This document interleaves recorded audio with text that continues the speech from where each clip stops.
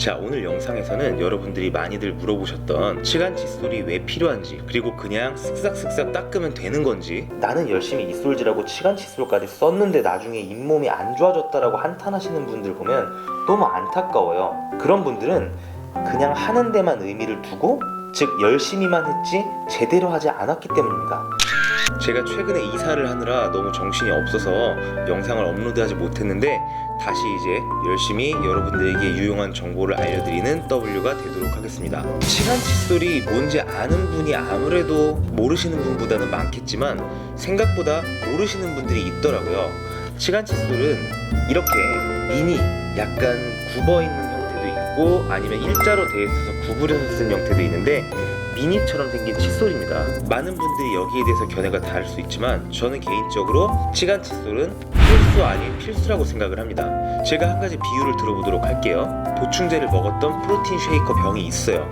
근데 그거를 설거지로 닦을 때 대부분의 면은 깨끗이 닦았는데 정말 저 컵의 제일 바닥 부분에 있는 구석구석을 제대로 안 닦았다고 생각을 해보면 나중에 아무리 99%가 잘 닦여 있어도 그 1% 때문에 악취가 나게 돼 있죠.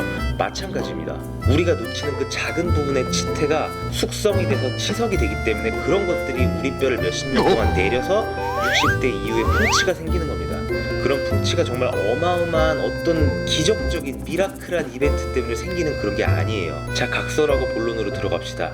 제가 선호하는 형태의 치간 칫솔은 아까 보여드렸듯이 이렇게 기역자로 굽어있는 L자형 형태의 치간 칫솔이에요. 구부려 쓰는 것보다 저는 이거를 선호하는 이유가, 어금니를 닦을 때는 구부려서 닦다 보면 이것이 힘이 없어서 닦고 나와서 보면 막 이게 휘어있어. 막 장팔사모가 돼 있어.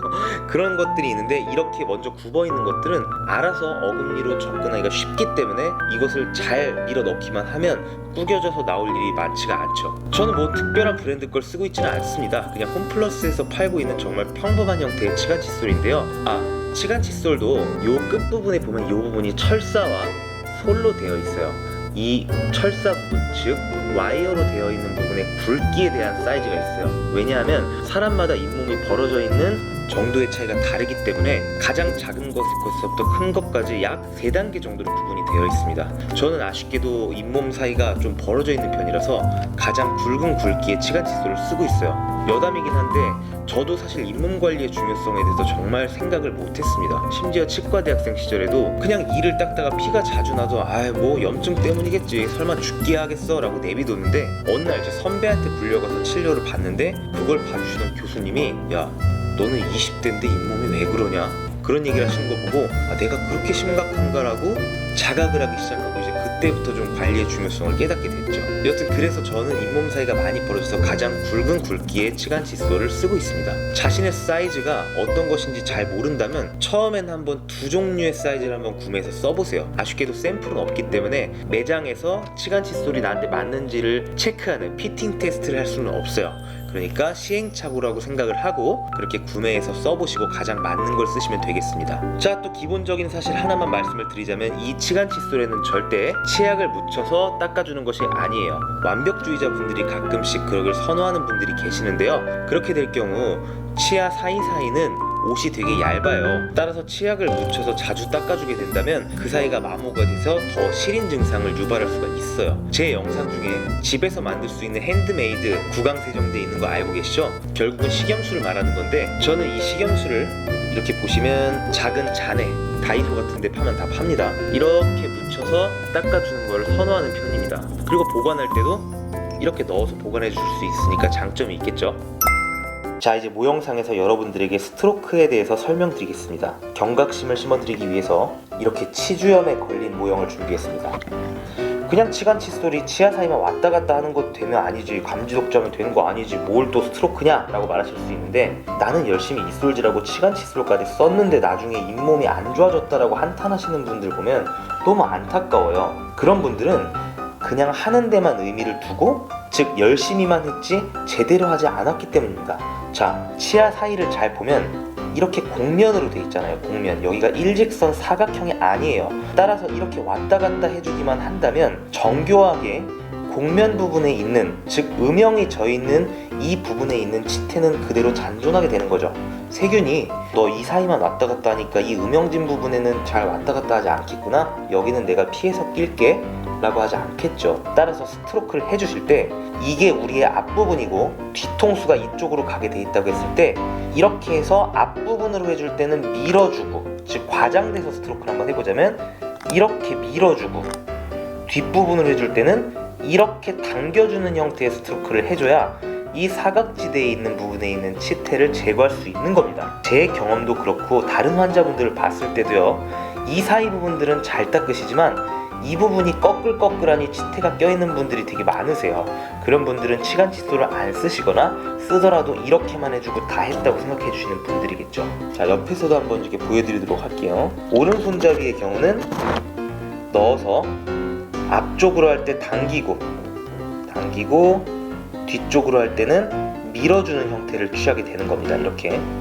그리고 어금니 부분은 사실 여기가 볼로 덮여있기 때문에 우리가 이렇게 잘 보면서 할 수가 없어요. 볼 때는 이렇게 쉽게 넣을 수가 있지만 볼이 덮여있어서 우리는 감각에 의존해서 넣어줘야 되기 때문에 그럴 때 너무 이렇게 쑤셔 넣다 보면은 이게 구겨져요, 와이어가. 그래서 막 이렇게 휘어있는 걸 볼 수 있는데 그러지 마시고 이 사이에다가 이렇게 한번 쓱 가다가 이렇게 푹 파이는 곳이 생기면 슬근슬근 왔다 갔다 하면서 이렇게 조심스럽게 넣어주세요. 젠틀한 남자처럼. 그래서 이렇게 스트로크를 해주시게 되면 처음엔 이렇게 휘게 되더라도 나중에 밀어주는 동작에서 다시 한번 이게 제자리로 돌아오기 때문에 큰 걱정하실 필요 없습니다. 그리고 아까 설명드렸듯이 저는 이렇게 식염수에다가 치간 칫솔을 묻혀서 처음부터 닦아주는 것을 좋아하기 때문에 이렇게 해주면 참 우리 치아가 좋아하겠죠? 이렇게 닦아주시면 됩니다. 자, 그리고 또 한 가지 팁을 드리자면 이 부분으로도, 아랫부분이 아닌 윗부분으로도 치태가 침착되는 분들이 있으세요. 근데 또 짜증나게 잘 안 닦여. 그러면 또 치간 칫솔을 이용할 수 있는데요, 이 사이에다 넣고 이런 식으로 닦아주면 되는 겁니다. 사방향으로 솔이 있기 때문에 이렇게 닦아주고 3D로, 스트로크는 3D로 해주는 겁니다. 그 방향으로 이렇게 닦아주시면 얼마든지 우리가 칫솔로 접근이 안 되는 부분을 잘 닦아줄 수 있는 겁니다. 근데 사실 저는 한술 더 떠서 안쪽에서 바깥쪽으로 밀어주는 동작도 합니다. 왜 그러냐면 안쪽에 있는 이 곡선의 이 공간은 바깥쪽의 스트로크에서는 해결되기 어려운 부분이기 때문이죠.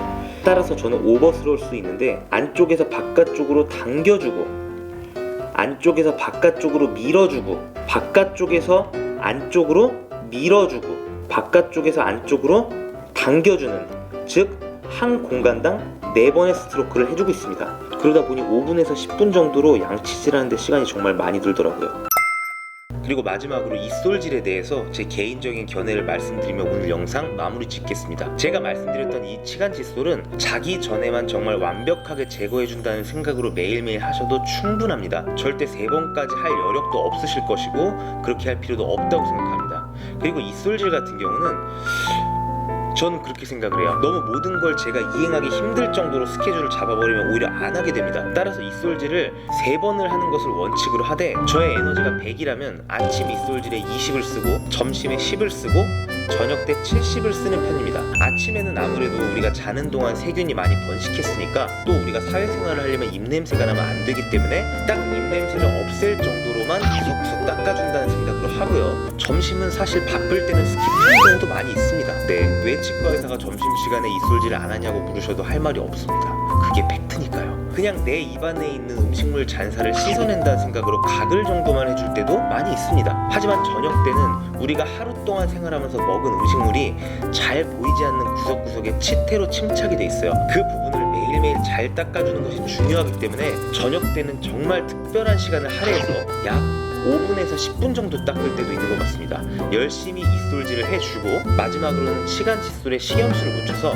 정말 구석구석 깨끗하게 빛에 비춰서 혹시 꺼끌꺼끌한 부분은 없는지까지 확인을 해서 열심히 닦아주고 자는 편입니다. 하지만 저 개인적인 생각일 뿐이니 여러분들은 주체적인 판단하에 올바른 선택하시기 바랍니다. 여러분들도 한번 치간 칫솔 써보세요. 내 스스로 내 치아에 VIP 취급을 해주는 것 같은 뿌듯함을 느낄 수 있을 겁니다.